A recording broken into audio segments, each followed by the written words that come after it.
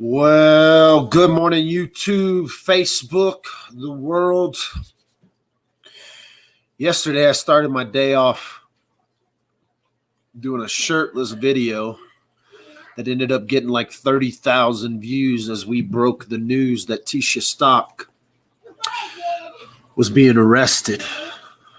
I didn't realize at the time, but it was actually happening as we were finding out.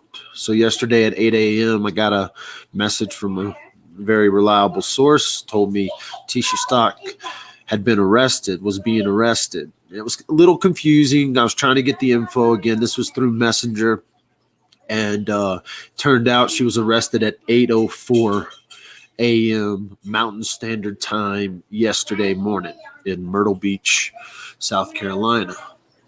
This morning, at 9 o'clock, Myrtle Beach time, Eastern time, she was arraigned before a judge. Now, it was a bond hearing and the judge explained to her what extradition is. We're about to watch it. It's not a very long hearing. It took about 6 minutes. It's not something that is some lengthy court thing. You're not going to get some crazy understanding of the extradition process because, first of all, spoiler alert, she waives her right to extradition. She very possibly could be on her way back to Colorado as soon as today. Now, it would be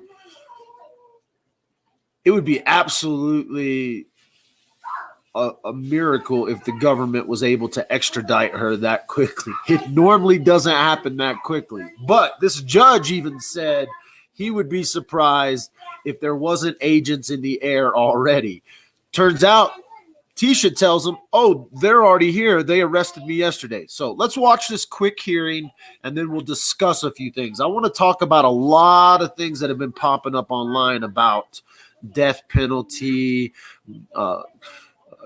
how can they charge her with murder with no body, all of this stuff. I'm going to talk all about that this morning, get you caught up on how things work here and how Dan May does things, because I have firsthand knowledge of how Dan May handles cases because I sat through one all of last year with him. So let's watch this let's watch this hearing today, and then we'll discuss what you guys think about her and what may come of this whole situation.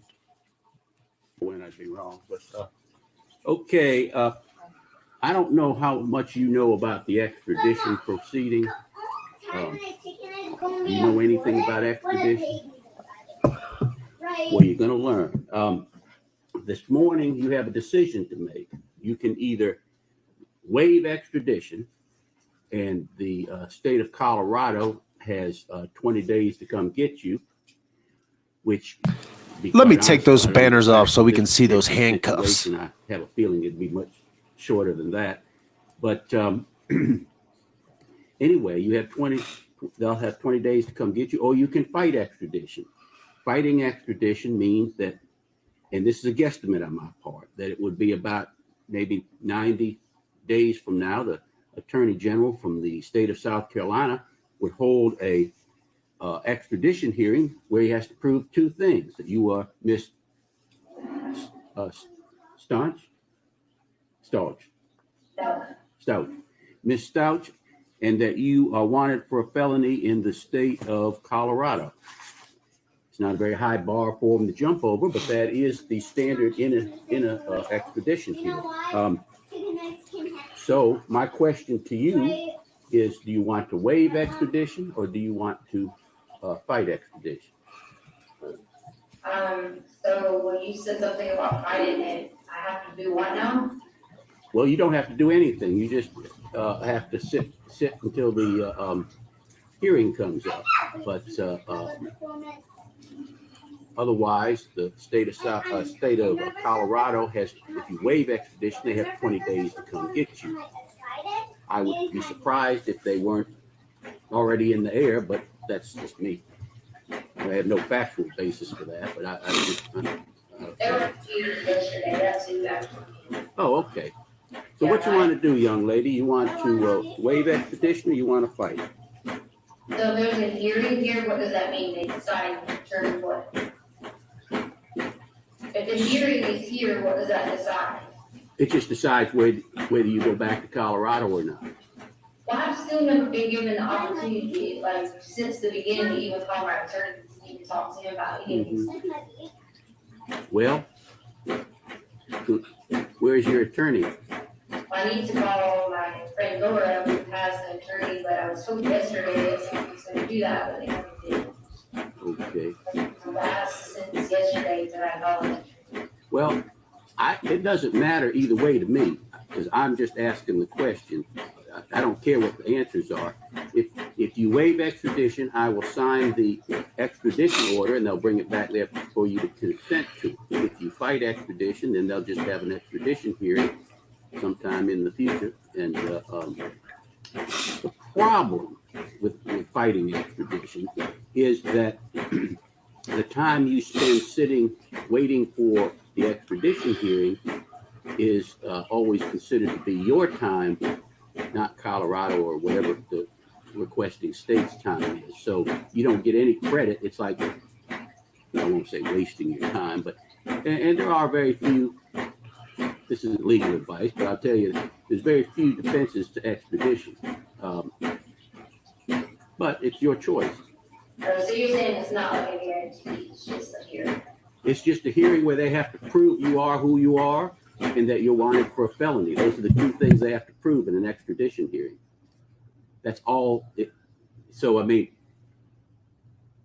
if you are who you are and you're wanted for a felony in Colorado, it won't do much good fighting an extradition hearing. Oh, you're saying they have to prove that. I see what you're saying. I understand now. Yes. So, yeah. Okay, what you want to do, young lady? So Colorado. Okay, well, I'll sign the extradition order and they'll bring it back for you to consent to. Now, of course, it wouldn't have mattered if you waived or not waived. When somebody is a fugitive from one state, I don't let them be a fugitive from two states. So it's not like if you answered either way, it would make any difference as far as the hearing today goes, because I'm not going to set bond. Of course, with the charges that are involved, I couldn't set bond anyway, I don't think. Anyway. Yeah, I didn't run from you guys, so I don't have any trouble with you guys too. I didn't even know anything until yesterday, so the date on that paper you have is wrong. Well, let me tell you something else, and I didn't go into all this. But now that we've decided what we're going to do in this particular hearing, because of the charges you're charged with as far as today's concerned, I don't believe I'd say too much more. Okay?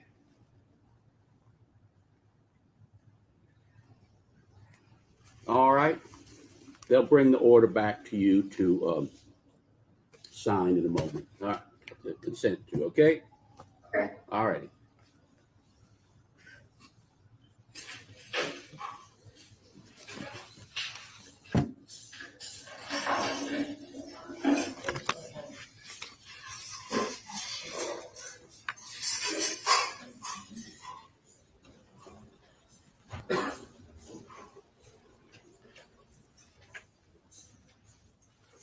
I don't know who this is.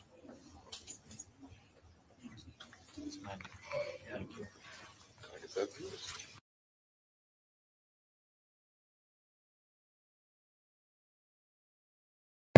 Sorry about that background noise. I got a 5-year-old that's thinking she's in drum class or something. I'm just a dad with a phone with some kids running around this house. Very uneventful today, except that you kind of get a sense of where this lady is actually at and what she's actually thinking. She is not she didn't seem very bright in this little video. Now, the flip side of this thing, I want to address a few things and what extradition would have done for her. Listen, she ain't getting out of coming back to Colorado, even if she were to fight extradition. The judge told her, listen, it's not very hard to get extradition granted. If you are wanted in another state for a felony and they can prove your identity, that's all they need. They just need to prove that she's Tecia Stock and that she's wanted in Colorado. Newsflash, she's wanted in Colorado. What he meant by if you fight extradition, you could spend up to 90 days in jail there in South Carolina, and then at the end of whatever happens, if she ends up going to trial and let's say she's sentenced to, let's say she's sentenced to 70 years in prison. Under normal circumstances, all the time she has spent in county jail would be credited to her sentence. In other words, if she was 70 years and she actually spent a year in jail, then she would get 1 year taken off and credited that 1 year. What the judge was explaining was that if you fight extradition and you sit in jail for 90 days, that's what in jail we like to call dead time. It means nothing. You will never be credited that time. That's a 90 days that you will never get back. You never get credit if you're found guilty. They're not going to pay you for the 90 days in jail if you are found innocent. And so I'm going to tell you that it would have probably been in her best interest to stay in South Carolina, because South Carolina, it would have behooved them to make sure that she was protected, safe, everything happened. They don't want anything to happen to her while she was in their custody. The fact that she waived extradition means she's coming back to Colorado, El Paso County Jail.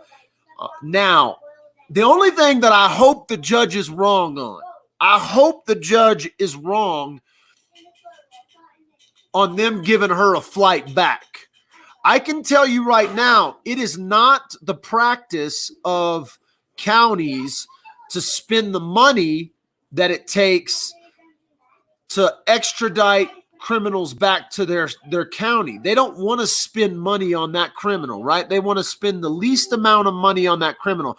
So I actually hope that Colorado doesn't rush her back on a plane, because the truth is they're just going to hurry up and wait.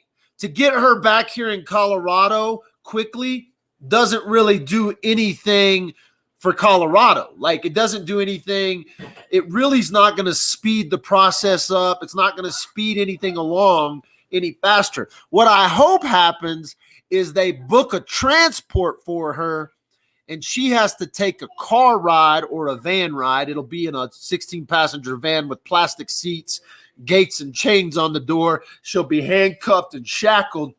She'll be sleeping on the shoulder of another criminal. She'll be sleeping in rusty, beat-up old county jails as they pick up criminals along the way that they're transporting across for extradition purposes, maybe to Colorado or other states. I hope she doesn't get a plane ride home. Some people want her to be home tomorrow, let her get her in the jail system here. But for me, I know how miserable those extradition drives can be. I know how miserable it can be to be crammed in a hot van, eating fast food. You might get a smoke, you might not get a smoke, but it is not a comfortable ride when they extradite people back and give them van rides. A plane ride, obviously a couple of hours, she's going to be back here, back in a cell and awaiting trial here in Colorado. So the only thing that I hope the judge is wrong on, and he said he doesn't have any factual basis to base what he thinks will happen. He said, I think they're probably already in the air on the way to get you. I just hope the judge is wrong. I hope that we hear that she is on her way back, transported via a van. She doesn't deserve a plane ride. She deserves to sit in her misery on a van ride across the country. Plus, it would actually give some opportunity to some Epstein guards or something to speed the process along.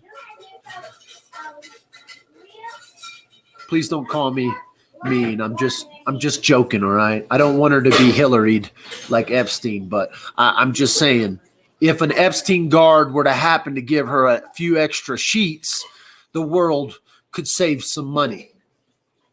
All right.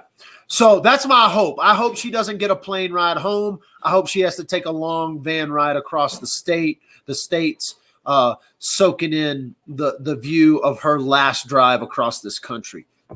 I doubt that's going to happen because of the way that this case has been handled. They will probably end up flying her home on a speedy.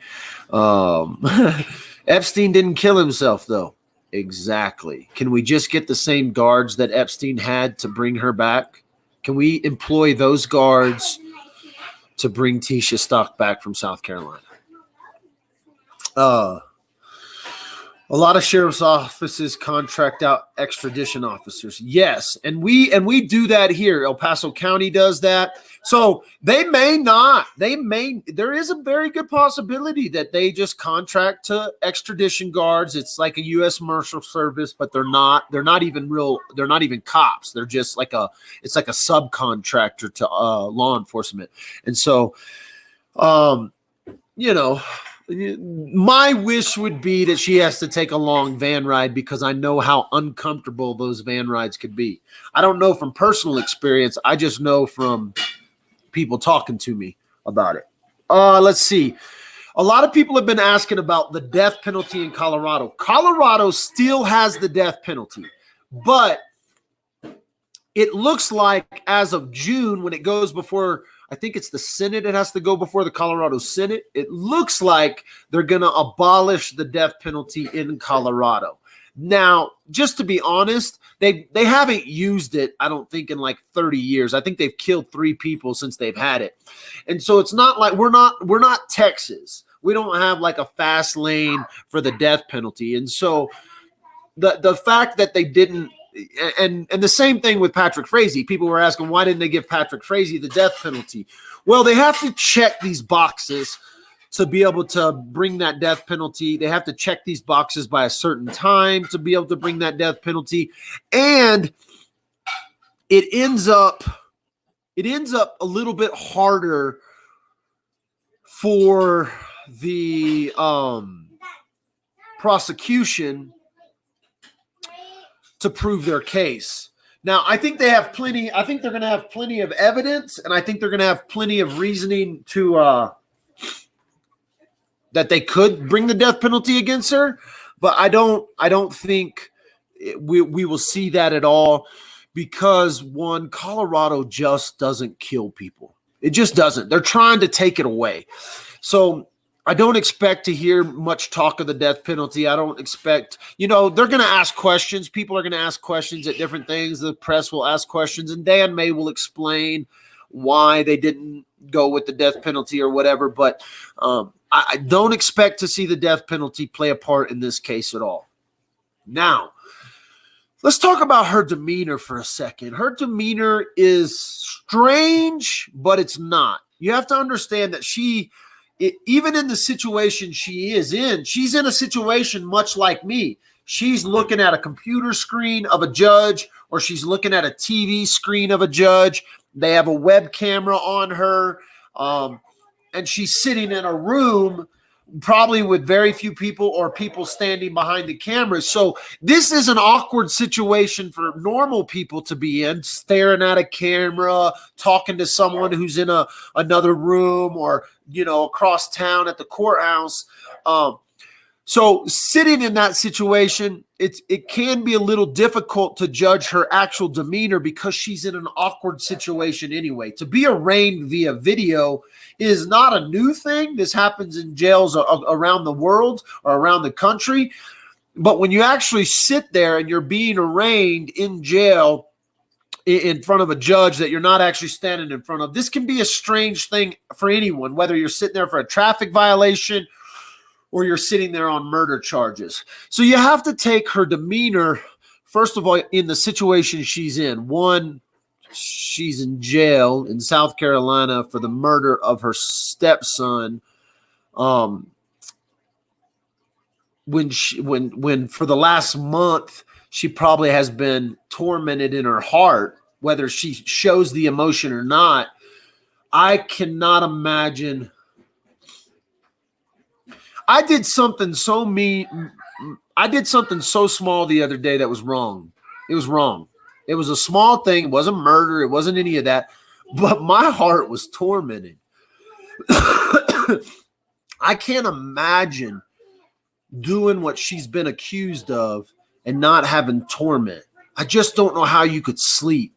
Like, I had problems sleeping, and my thing was such a minor little nothing.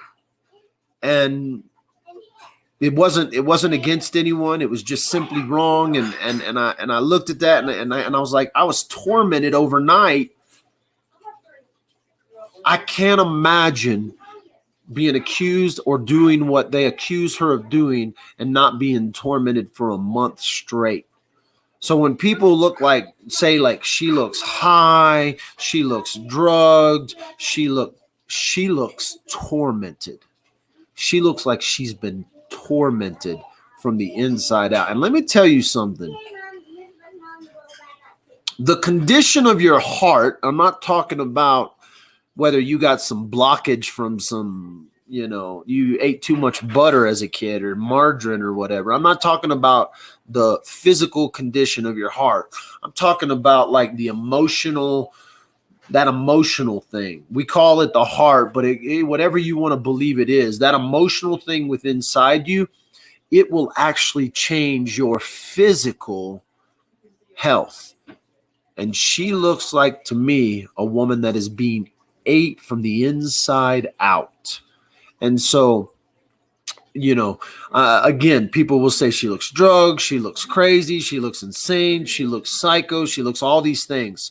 I'm going to tell you right now, she looks tormented from the inside out. I'm not saying she looks remorseful. I'm not saying she's showing some sort of remorse. I'm saying there is torment going on that can't be stopped. There is no remedy for the torment for the things that you've done. And so that's just my opinion on her demeanor and how she was handling it. Now, the way she kind of played dumb and she's like, I haven't even been able to talk to my lawyer. This is normal. This is classic. I think if I say something like I haven't been able to see my lawyer, maybe down the road I'll get some kind of constitutional loophole to get out of this. Good luck, Tecia Stock. You can whine. I love the judge. The judge is like, well, you're going to learn about it. You didn't really learn anything about extradition. I liked how the judge talked her into signing the extradition waiver, and that's what happened today. When we watch it, you understand that he says that he can't set a bond because Colorado she doesn't meet the terms of bond. Well, here's the deal. They're not going to give her a bond in South Carolina because she's actually not wanted for anything in South Carolina. She's not being held in South Carolina on any criminal charges. So they're not going to bond her out on Colorado charges. So they weren't going to even set $1 million bond or they're not going to give her a bond until she's in the county that she's actually been accused of committing the crime. Now, we know in Colorado, she ain't getting a bond for murder in the first degree. It's not going to happen. She doesn't meet the requirements for bond. If you are facing life in prison without the chance of parole, you automatically are denied, boom, 0 bond. And so she's going to be spending all her time. And Patrick Frazee spent a year in county jail about a year in county jail before he even started going to trial. The trial wrapped up 1 year out. No, it didn't spend a year in jail. He spent a little under a year in jail, a county jail. So she's going to spend she's sitting in jail until she either makes a deal, takes a plea bargain, pleads guilty. She might not have to take a plea deal. She may just plead guilty to the charges, and then the judge will then sentence her. He'll have the freedom to sentence her. If she decides to go to trial, then obviously she's going to be sitting in jail. She'll probably get representation. If I'm guessing, it's going to be a public defender. And if she gets a public defender, they're going to do their due diligence and defend her because the law says they have to. If I were her, I'd get a hold of Crystal Kinney and get a hold of that attorney, because she's going to need an attorney who doesn't have a heart, right? She needs to find an attorney who has sold their soul to the devil to defend criminals. That's what she's going to need. She is going to need an attorney who doesn't care of the heinous crimes she has done. And there are attorneys out there that are just about the bottom dollar, and they'll defend her just like Crystal Lee Kinney's attorney. That woman is probably being ate up from the inside out too. I don't know how you could defend a woman like Crystal Lee for what she did with the Kelsey Barrett case. I don't know how anyone on earth. Now, I understand she deserves an attorney based on the constitutional right of a trial before her jury of her peers, a jury of her peers. But again, I don't know how someone could go to sleep at night, separate, defending a woman that is accused of what she did. So she's going to need to find an attorney without a heart if she really wants a chance in this case, because a public pretender, those guys aren't ready to sell their souls for a couple of bucks that they're going to make from the state defending her. Is she going to have to find a high dollar, heartless attorney to defend her if she wants any chance in court? And that's my legal advice for you, Tecia Stock. I know that there will become a day when prisoners will be able to watch. I can't wait till the day that they legalize in jail prisoners to watch YouTube. Prisoners can already watch television. They can watch the news. They can watch football games. They can have iPads and stuff like that. I can't wait for the day, and it's coming. It's coming, where they're going to be able to watch YouTube lives and Facebook lives. I can't wait for the day for Patrick Frazee to go back and watch Dad with the Phone lives while he's sitting in jail for life in prison without parole plus 156 years. There may come a day when Tecia Stock actually watches one of my videos in prison. It's not too far-fetched to believe that it's coming. And I can't wait. And Tecia, if you watch this video, 10 years from now, and you're like, damn it, I should have listened to Dad with a Phone.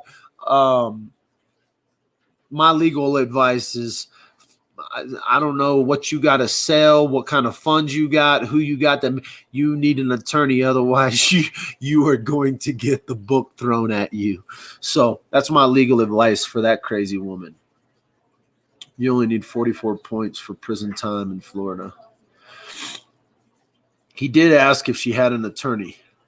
You better watch out, D-Wop. You'll be the next on Patrick's hit list. Toom. If I didn't make the first hit list on Patrick Frazee, I don't know if I'll make the second one. How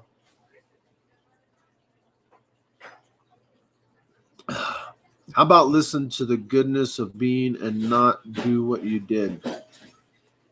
Can I watch her in court anywhere? Yeah, just rewind this video. We just showed her video in court at her arraignment today. As a matter of fact, we could bring it back up and just share it with no audio. We'll just share that. There's going to be no audio, and I know there's no audio on the video. If you want to watch this video with audio, you'll have to come back. She doesn't look like people have said she's an educated woman, that she was a teacher, that she's smart, that she's articulate. We haven't seen that yet. We haven't seen that articulation from her. This is her sitting in her trial today. We showed this at the beginning of this video, so if you missed it, you can go back and rewind and watch it. But when we look at her demeanor and we see the things that she's, the way that she's acting here, gosh, she looks like she's been ate up from the inside. That's what she looks like. That's all I can say. She don't look like she's going to be doing good. So I just want to smack the smirk off her face, Nikki says. My Nikki's in there agreeing with you, Nikki. She's like, I want to. She's over there listening to me talking. She heard me say that. She's like, yeah, she wants to smack the smirk off her too.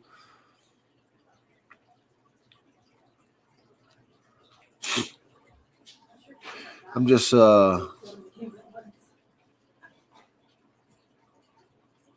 yeah, she looks pretty cold. It'll be interesting.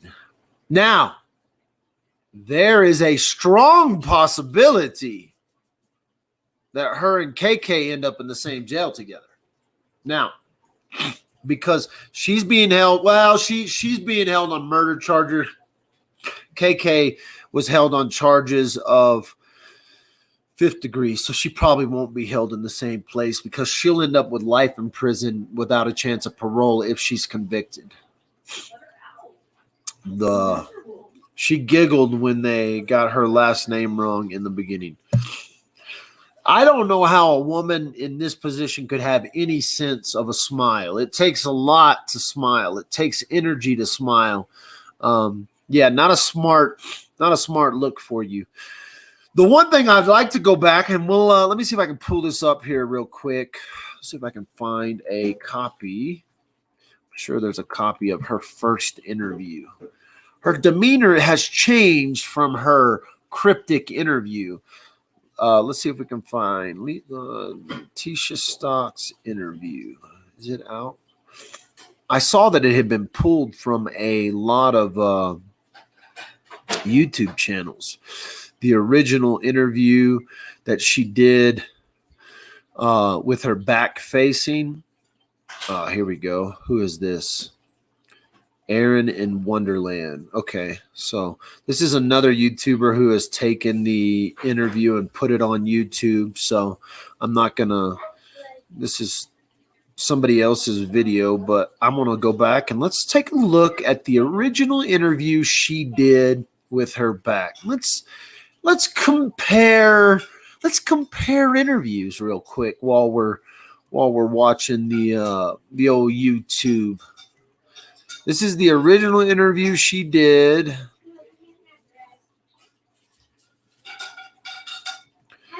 And again, this is just pulled from somebody's YouTube channel that has posted it. So you are? I am Tecia Stauch, which is Gannon's stepmother. You've been a part of the investigation since the very first time. You were the last person to see him. Is that right? Correct. What did you see when you last saw him? Well, I'm not allowed to talk about anything with the case. I would more so be willing to talk about how the community needs to have faith and continue to work together and not make these false accusations, like the things that have been said that I've disappeared from the community. I haven't been there to help, but there's lots of reasons behind that. Reasons like death threats, right? Right. Death threats are one of them. My family's getting lots of death threats. We counted over 20 some death threats already. 2, my husband's ex-wife is living in our home. And of course, I'm not coming home to do these things and to help with the family when I was kind of like told I couldn't. And then many other things that happened with the El Paso County Police Department, you know, and in doing the investigation, I was told I wasn't complying. And could I elaborate on that? Please do. Yes. So I asked for an attorney during the interview, and I was denied that by them. I was held because they were blocking the door, and I was told I couldn't leave, and that if I would have touched them, they would have probably, you know, said I still wasn't complying or said I was, you know, trying to run away or something. But during the interview, I asked several times, could I stop the interview? Could I get an attorney? Could I stop the interview? Could I get an attorney? I was denied. I was told I couldn't get nothing to drink. I couldn't go to the bathroom. I mean, it was continuously that my constitutional rights were violated. And that's why you say that they said then you weren't cooperating with the investigation. That's why they said I wasn't cooperating at that time. Correct. And why did you ask for an attorney at the time? Well, I asked for an attorney at the time because there was one individual, there was 2 really good detectives. And so I'm not, you know, going to talk bad about detectives, but the tactics they started to get when I would answer questions, they try to, you know, they're detectives. They're supposed to twist. The one main goal is to find Gannon. But during that time, some of those things made me feel uncomfortable the way they were saying things. So I immediately stopped and felt like an attorney would help me with some of the vocabulary and things like that I needed help with and understanding some of the things that they were asking. I'm going to shift gears to what has become a huge online presence of people obviously trying to do the right thing, help find Gannon. but at the same time, sometimes it just feels like rumor mongering. Have you seen any of those comments yourself? We have. And see, that's one of the main things we haven't been around in the public eye, because I didn't want to expose my family to it if all these things were going on. You know, there was comments about Gannon getting pushed off the hike, and there was comments about this, and that's just not true. I took care of Gannon for the last 2 years in our home because his mother didn't want to do it. And I would never, never, ever hurt this child. And I know there's some questions out there about, okay, so tell me what happens. That's up to the investigations when they end up letting you guys know. But I've cooperated with them, even to the point that we were held with a gun. And my daughter, a 17-year-old who serves our country in the United States Air Force, who has never committed a crime or done anything wrong in her life, was put in handcuffs over the keys that was in her purse so they could take her car. And they weren't in there. They weren't even in her car. I mean, in her purse. And They were in my pocket. You originally didn't even know it was the law enforcement officers? I didn't know it was a law enforcement officer because when he came out, I guess he was putting his jacket on, and it wasn't necessarily his fault. He was adjusting and happened to catch me. But I saw the gun and I panicked originally and kind of thought, oh gosh, who's this guy? And then once I realized it was the sheriff's office, I was totally okay. But they still had a gun and told me they were going to shoot me. But I was really concerned about my daughter, asking why she was being detained in handcuffs and things like that, when that shouldn't even happen for a child. That shouldn't happen for someone who was standing inside of a store shopping, because we couldn't have any clothes because all of our clothes were here. If we came here and got clothes, you know, we would be harassed. So she went to purchase some underwear and things like that and was put in the handcuffs in the store, you know, and then brought out with men with guns. And that's just not okay. You know, they could have approached me and said, hi, I'm with El Paso County. Can I please get this? Instead of the way that it happened. I'm just going to check your shot. Doing great. I want to make sure that we're still good on recording, still can hear you okay. Okay, yeah, sounds like we're good. Every once in a while my mic will give out, and I want to make sure that's not going to happen here. Okay. I should try and clarify here. Not necessarily crime rates, but the way that people are reacting online to rumors about you with the search. Oh yes. Wow. The rumors have gotten so bad. I pretty much have been told at least 10 different ways that these people have these conspiracy theories. I guess they watch a lot of law shows and maybe they have all these theories on how Gannon is dead. And that's what they're saying. So I'm like, why are you saying Gannon is dead? He is not dead. We are going to find Gannon. And that's the main goal that we all have. My family has. Just because you haven't seen us, we have that same goal. We've been out searching. My aunt has been out searching. My family has been out searching. We all have been doing that together so that we can protect each other. How does it feel when not only you have a lost child who you are in care of, but then people blaming you for that child not being there? You know, I'm just ready for Gannon to come home. Most importantly, for him to see his family. But second, I am going to be so ecstatic when I'm able to say to people that I hope they have a really sincere apology for all these theories that have came out online, for all the things they said that I have done or people have done. And I just want everyone to know that we're going to find Gannon. And I love him so much. I've helped taking care of him for so long. Can you talk to me a little bit about him? I don't know him. Gannon is so kind, and he loves to play video games. That's one of his favorite things. He loves Sonic and Mario. And, you know, he's always helpful. And he was always so helpful with the dogs around the house. And we have 2 little cute dogs. And he was always like a person I could say, Gannon, can you go do this? And he would do it right away. You know, sometimes with kids, we have to remind them and things like that. And that's okay. But he was so sweet and able to help anyone. He could notice when you're sick and say, are you okay? And such a kind heart. I know you just said that you can't say anything about the investigation, so you can just say so again if you can't answer this. But is there anything we can hear about the hike? Was there a hike? That just seems like rumors right now. You know what?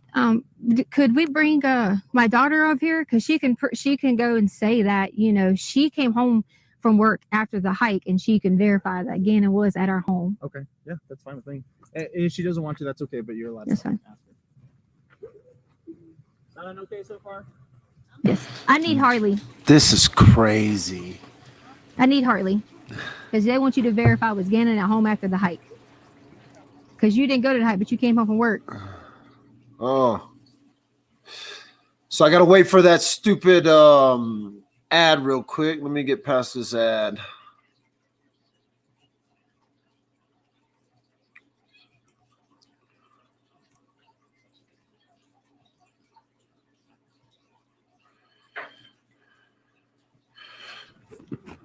I just want to rewind this for a second. There we go. Do you want me to just say yes? No, just answer the question. Yes, you came off of work and you can verify Gannon was at home. Yeah. I told her she didn't have to be too in depth because she is still, a child. But I want to make sure that someone knows that there's another person to verify that Gannon. Wait, 2 seconds ago, need to your hold daughter's this? serving the Yes, so I military. came home later that evening. I was at work, and I can verify that he was there that night. So there was a hike that you guys went on, but then you guys came home. Yes. Where'd you guys go hiking? Garden of the Gods. Oh, yes. Okay. I guess when And then we ate Burger King afterwards. So, there you go. Yeah. And then it just was, I'm gonna go to play at a friend's house. And then it was just I'm off to go to play at a friend's house. Unfortunately, I'm not able to comment on that anymore. And for that reason is because some things have been turned and twisted. And, that was one of those stories you were talking about where people say things. We had to hear things like who would let their child go out at dark and things like that. And that's just why I don't want to answer that. If I had to give, I'm not going to say that part. That's okay. Never That's mind. right. I could take that out. I understand that it gets tricky with Yeah. legal stuff. Do you feel like I asked you what I need to? Do you feel like this is going to help kind of turn the tide of what feels like a witch hunt, in my opinion? I hope am I on camera now? You are okay. still. Okay. I think that a lot of people can see that I'm not missing and see that I am being cooperative. But to me, it's okay that they think those things because the way someone thinks about me, I don't have a problem with that. My main thing is I would never want someone to think that I would hurt Gannon or any of the children in our home because that's just not the case. I've spent my whole entire life working so hard in education. There was even things online that was talking about my education license and I shouldn't even be a teacher. And they just didn't know that. Like we moved on a military move and I didn't finish out my contract. So I gave up my license in that state. It had nothing to do with any criminal activity, or any of those things. And it just got blown out of proportion on my professional status, and Do you feel like these are just internet detectives who think they know what they're doing? it definitely is. And, here's the thing that kind of saddens me.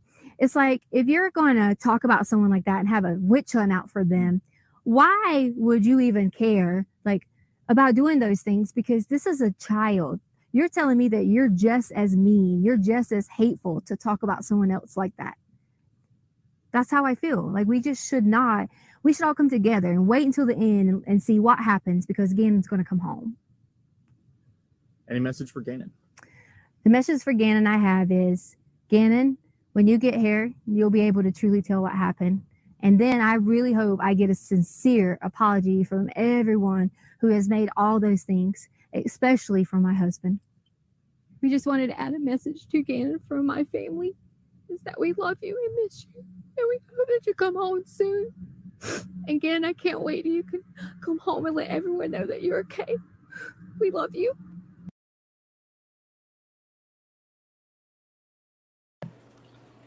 Here's what I got to say to you, Tecia Stock. This video, you'll see it again.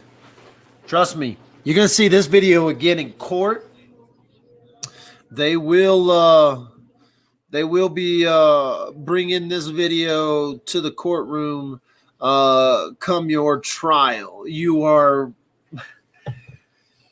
I remember when this video came out, and when these videos happen, you have to be so careful. By the way, you may or may not know this. You may or not be following this case, but MFer, Megan Fermuska, is in court today in Austin, Texas, I believe, facing the judge about her involvement in the Heidi Brizard case. I only bring that case up because there is a video of Heidi Brizard's fiance and Shane, and he did a video. Now he faced the camera and he was looking at the camera, and he did a couple of videos, and people really tore apart those videos. They hung him in the press. They hung him on YouTube. They spoke evil things about him. They compared him to Chris Watts. They compared him to this, that, and the other. Turns out he had nothing to do with the disappearance or murder of Heidi Broussard. So when this video came out, of course, everybody hung this woman, everybody convicted this woman, everybody did what we do on the internet, and we judged her by the video. Well, then we moved forward a month, and all of a sudden she's been arrested on charges of first-degree murder, child abuse, all these things, tampering with a corpse, all of this happening. And so now we get to judge this video. And so it's going to be telltale for the prosecution. But let me tell you the video I'm interested in watching, and hopefully we'll get to see this either after trial, or she'll make a confession and go, they'll give her what they're going to give her if she confesses. But I would love to see the interview videos of her in law enforcement. I would love to see these things she claims where she tried to leave the room, but they held her at gunpoint. I would love to see the body cam footage. And there's going to be body cam footage. There's going to be interview footage with her and officers. And so as this trial unfolds, I don't think this is the last video we're going to see of Tecia Stock talking about what she did and didn't do. If you think the apologies are going to come from the internet, I told you this before you were arrested. The internet doesn't apologize. That's not how the internet works. You're never going to get an apology. Well, now for sure. They're going to sit here and say, we told you, we saw you, we saw right through the back of your head. We know exactly who you were in that video. And so all I can say for you, Tecia Stock, is if you think you have a reputation to protect, you lost that. It's gone. Forget about it. You're about to spend the rest of your life in a box. You got to understand that, woman. And I know you're never going to see this video probably for at least another 5 years. But if you do, you messed up. You messed up on this interview. You probably messed up on every interview you gave. And they're going to use it against you. So, man, it's plain nuts. She will write a book and a movie will be made. Well, I can tell you already, this is what I know for sure. Production cameramen were in press conference yesterday. There definitely is going to be a movie. I also want to tell you about where's my phone? Nick, is my phone in there? Let me grab my phone. Whoop, whoop.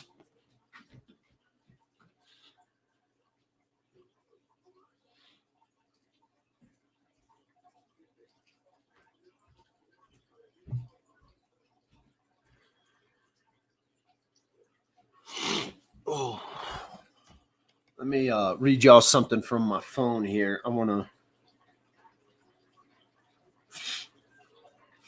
to, for many of you that followed the Kelsey Barrett case, this will be, here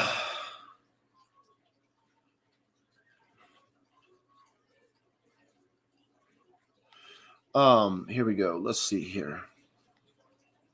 I got an email yesterday regarding, let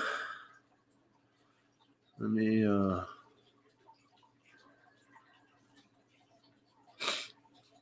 see what we got here.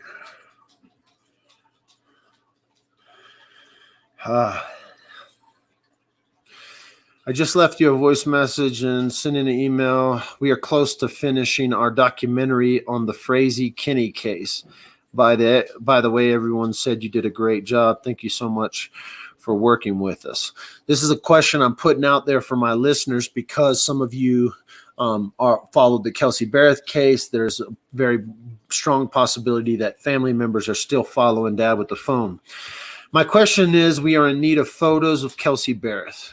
We are hoping to acquire them through the 4th Judicial District case files, but there is only one.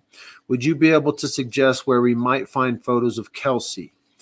And so if you know where there are some high-res photos of Kelsey Barrett or some in-life photos of Kelsey Barrett, and you want to share those with Dad with the phone, you can send those directly to me over at Facebook. This is the Oxygen Network is working on a documentary. I actually ended up contracting with them some footage that we had taken over the case, and then I did an interview with them about just kind of how we watched it play out right here in Woodland Park. So if you followed the Kelsey Barrett case, there's a number of films out. Dateline did a couple of specials. Inside Edition did a special. But there's going to be full-length documentaries on the Oxygen Network, Netflix, Amazon, all that stuff. Same thing is happening in this case. Some of the same production crew were in the audience yesterday at the press conference. And so I have no doubt that the Gannon case and Gannon's story will be told to the world through traditional mediums as well as through on social media and stuff like that. And so that's just a quick update on that. A lot of people have been asking me about the documentary that we were involved with and when that will be coming out. And from the producer yesterday, it looks like they're almost finished with it and they're trying to finish that up. So let's see what else we got. This woman, Tecia Stock, is not the last we've seen of her. We will be attending any of the court hearings that we can. Actually, when it comes to cases close to me, this case will actually be held closer to me than the Patrick Frazee case. Even though Patrick Frazee committed the murder down the street here, he was tried, convicted in Cripple Creek, Colorado, which is actually farther away from me. It's in the same county, but it's farther away as we drive than Colorado Springs. So following this case will be a lot, not easier, but it is geographically a lot closer for me to go down to the Colorado Springs courthouse than it is to go to Cripple Creek courthouse. Now, their breakfast is a little bit more expensive in Colorado Springs, so I don't get to do my 49 cents or my $5.99 steak and eggs in Cripple Creek, but we will be following this trial all the way through. Very, very few people. I actually didn't see anyone. I didn't see anyone in the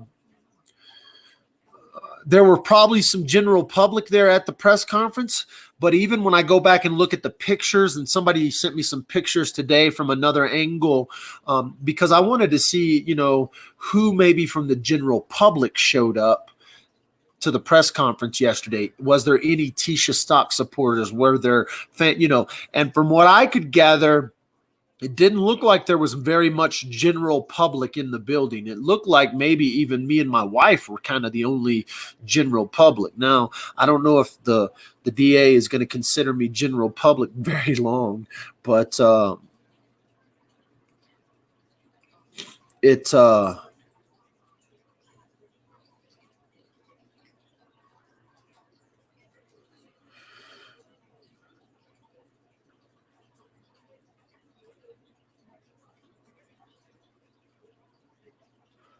that's funny, Daniel. I'm not asking y'all to pitch in at all. At all. I was simply making jokes about breakfast in Colorado Springs is more expensive than Cripple Creek. I was going to see if there's any questions I missed that I want to cover. Wait, get back. The court system will have a better audio video system, so we'll be able to hear a lot better. The courtroom is not going to be a 100-year-old courtroom. My dogs are over here messing with me now. You want to come up? Come on. You want to say hi? You want to say hi, Muffs? This is my dog, Muffins. Muffins, you on the live today? The court system will be a lot better in the in El Paso County than it was in Teller County. We'll be able to hear. I don't know if they're going to televise this. The reason why I say I don't know if they're going to televise this is because it involves a minor. So when things involve minors, kids, man, they can play by different rules. They may say, hey, no cameras in the courtroom. They may say you're not allowed to tweet from the courtroom. They may say you're not allowed to draw in the courtroom. They had all kinds of rules in the Patrick Frazee case that people had to follow. And so the court decorum could come down from the courtroom and say, hey, listen, this case involves a minor, and we are going to protect Gannon. And so don't be surprised. Don't be surprised if they cut out a lot of press and cut out a lot of things. You cannot judge this case. Where are you going? Okay. Don't be surprised if they cut out a lot of coverage on this, because they're not going to follow the same rules as every courtroom. I promise you, they're not going to follow the same rules that they followed in Casey Anthony, Chris Watts, Patrick Frazee, you name it. Dan May pulled a lot of strings during the Patrick Frazee case to shut things down in the courthouse and in the courtroom. And so it will be interesting on how they handle the press, how they handle the public, and how they allow and don't allow people. Now, the constitutional right says we have a right to an open courtroom. It'll be interesting to see how much of that right they take away or they allow people to see. Don't be surprised if some crazy court decorum comes out. We have watched it happen, and Dan May can make that happen. So I have to be careful. And even people told me yesterday when we broke the news of the arrest, we broke the news 20 minutes after they arrested her. 20 minutes after they arrested her, we broke the news shirtless. I'm embarrassed. Shirtless on Facebook. And when I did that, all of a sudden, I get messages from people with inside different departments going, what the, Michael, you're going to get yourself thrown out of this case too when you break news that hasn't been released to the public yet.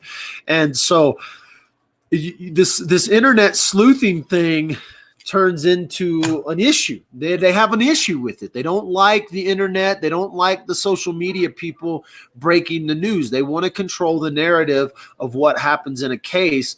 And when somebody like me releases information before it's been made public, it doesn't make them happy. And sometimes they rewrite the book. And so I'm just letting you know, don't be surprised if the book gets rewritten. They may have to keep all quiet. They want a solid conviction. This is always the issue. Well, if you talk about it, you could interrupt the investigation. You could interrupt this. You know, you could change this. They could get away. The truth is that's not going to happen. They're not going to lose this on a technicality. I have actually had the opportunity to go on a lawyer's channel. I'll encourage you to go check out Scott Reich. He'll be talking about this case. We'll actually probably do some collab with him over this next year about this case and other cases. We're trying to get together and do actual in-studio live up at his place.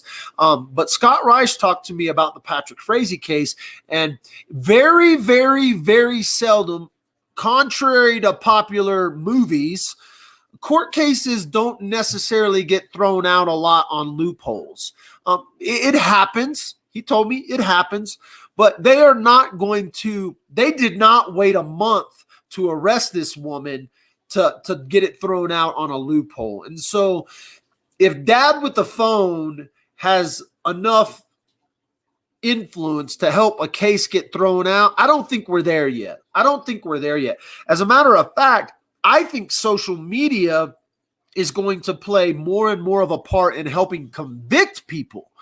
And so like yesterday, we released a text message from Tecia Stock talking about, well, if you don't have a body, they can't charge you with murder. Oh, really, Tecia? What do you think about that today? So they may use like that text message to show a mindset, to show a frame of mind with her. So I think social media will play key roles in uncovering evidence in cases like this one, far more than it will interfere with cases like this. my opinion. Thus, Dad with the Phone is going to continue to do what I do. So, but trust me, it comes with a price. It comes with a price. Someone made a comment that Reich might take her case. If Scott Reich takes her case, he's going to lose a subscriber.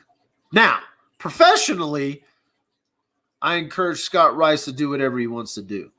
But I'm going to tell you right now, if Scott Reich takes her case, again, good luck with that one, buddy. I doubt Scott Reich. Scott Reich ain't taking her case for free. I can promise you that. So she better have some cash. But if Scott Reich takes her case, he will definitely lose a subscriber with me.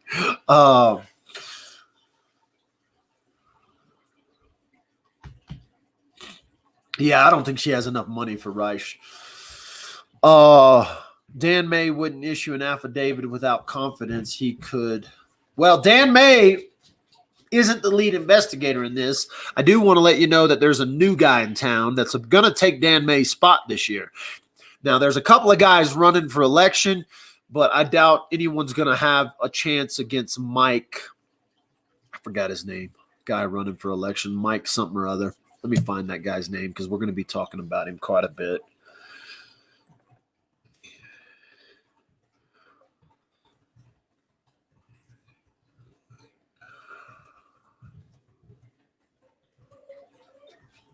Let's see. District Attorney candidate Michael Allen filed his candidacy on July 3rd. Yeah. Where did Mom go? She went to a yoga class. Oh, really? She'll be back, though. At what time? Soon. Maybe in about an hour. When did she leave? She left about 5 minutes ago. You want to say hi to everybody? Then you got to get out of here. Fine. Fine. Say hello. Hi. This is my little girl, Ella. For all you new folks watching. Hey, get out of here, Muff. Get. Say, hit that like and subscribe button. Hit that like and subscribe button. You're not going to look at the camera and say it? I am. What do you think I'm looking at? You want to tell the people anything? Knock, knock. Who's there? Jokester. Jokester who? Jokester, who are you? Are you a clown? Get out of here. You're a jokester. Oh, don't step on my camera. Computer. Perfect. All right. Hey, thanks for tuning in to Dad with a Phone right now. You can find Dad with a Phone at all the links below here. TikTok, YouTube, Facebook, Twitter. If you want to throw a little money in my hat just because you're entertained, you're informed, you like watching Dad with the Phone, you can always throw a little bit of money in the bucket at the PayPal link at the bottom of the screen. Don't feel obligated in any way, shape, or form to do that. Because I'm talking about Gannon Stock, if you want to give to Gannon Stock, you can give directly to Gannon's family at the link that is on the bottom of my screen, not my PayPal link. Let me take mine off. You can give directly to the link that's at the bottom of the screen, and or you can send cards and gifts to this address at the bottom of the screen. So pause your video, write it down, do whatever. This isn't a family approved. I got this message directly from Landon. Hey, shh. I got this message directly from Landon, Gannon's mom. So if you want to give, you can give mail-in cards and or gifts to the address at the bottom of the screen. If you want to give directly via the internet, you can do it from at Rest Church, Colorado Springs. So the pushpay.com. Or if you go to Restoration Church, Colorado Springs, and you go click on their giving tab, then you go down, and when you want to give, there's actually a fund. When it says, it'll say tithe, but if you click on that, you can change that to the Gannon Stock Fund, so you can give directly to Gannon Stock's family. This is not for a particular. They're not trying to raise funds for anything. This is simply if you feel the need to give, if it helps you cope with this, if it's something you want to do from $1 to $200, whatever. So you can do that at the link below. Thanks for watching Dad with the Phone. We'll see you later.